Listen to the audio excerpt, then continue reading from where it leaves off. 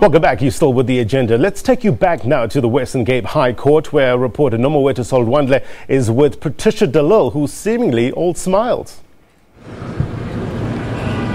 Certainly, Blaine, Mayor Patricia De Lille is all smiles here this morning. This is indeed yet another victory for her. You'll remember that throughout this process, Mayor Patricia De Lille has maintained that due process has not been followed in all the allegations that have been leveled against her. And certainly, a full bench here at the Cape High Court agreed with her and said that the DA did indeed flout its own rules and that the FLC was not properly constitution. Like you rightfully said, she joins me now. Yes. Mayor, certainly a good day for you here this morning.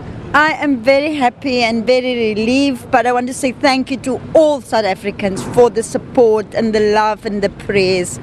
And thank you to my legal team. But I've always put my faith in the independence of our judiciary. And once again, I've been vindicated today. This victory is not just for me, it is for all the people of the city of Cape Town, because I feel energized now. I feel that I want to just start running and deliver services to the poor and the marginalized in our city, like we said in 2016 I'm going to do, and that will be my priority going forward. The judgment has got far-reaching implications for the Democratic Alliance in terms of due process. I've always insisted that we are a party of due process and systems. And when whoever advised the party did not follow due process, I warned at the time, you are concentrating on untested, unsubstantiated allegations against me that you put out there in the public as if it's the truth. Any allegation needs to be tested either in an open court of law, and the party failed to do that, and the court just confirmed that today.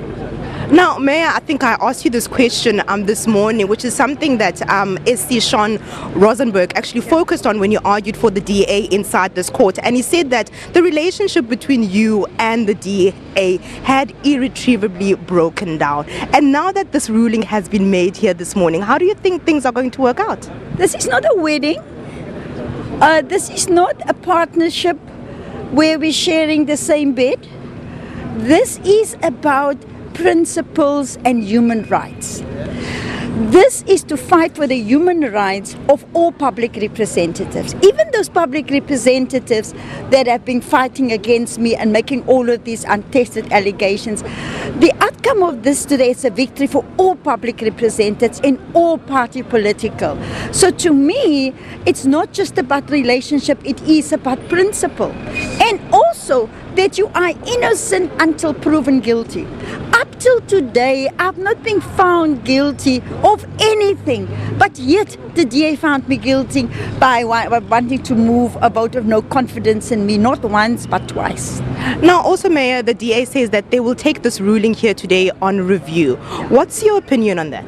Well, it's certainly the right of the party to take it on a review or an appeal. And I've got nothing against it. It is their right. I mean, I also have rights, like I have turned to the courts. The party have also got the same rights. Mayor, I'm just going to ask you to educate me a bit briefly. You know, your role at this point is ceremonial. Now, with this ruling, is there anything that should in fact change in this role of yours? Well, even, you know, it's just a litany of errors. The council resolution on the 31st of May, they declared me to become a ceremonial mayor. It's illegal.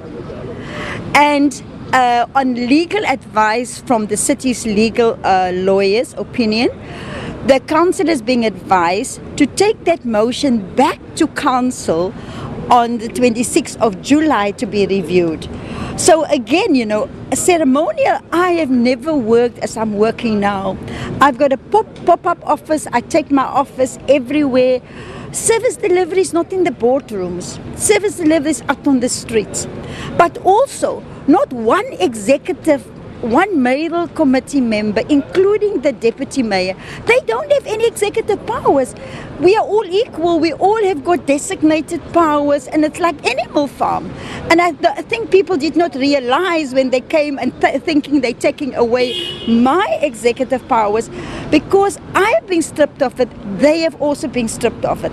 So I'm glad that it's going back to council to correct the deficiencies in that resolution. Now, Mayor, just one more question before I let you go. One down, one more to go. Tomorrow you're back here at this court yet again.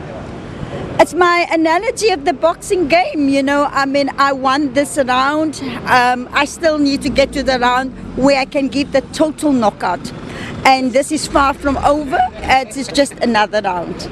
Well, thank you very much for your time. That there was Patricia De Lille, who is the mayor of the city of Cape Town, telling us that she's all smiles this morning, because this is the one thing that she has said throughout this process, that due process needs to be followed. And that's exactly, and actually the Cape High Court actually agreed with her this morning, and certainly yet another victory for her. With that, it's back to you in the studio. Yeah, thank you very much indeed, Nomawethu. Great reporting, excellent reporting the whole morning, keeping us up to date of what's happening there at the Western Cape High Court, with Patricia De Lille saying that she's been vindicated and she feels energized, she feels like running, and she just, I guess, wants to get on with the job. And did you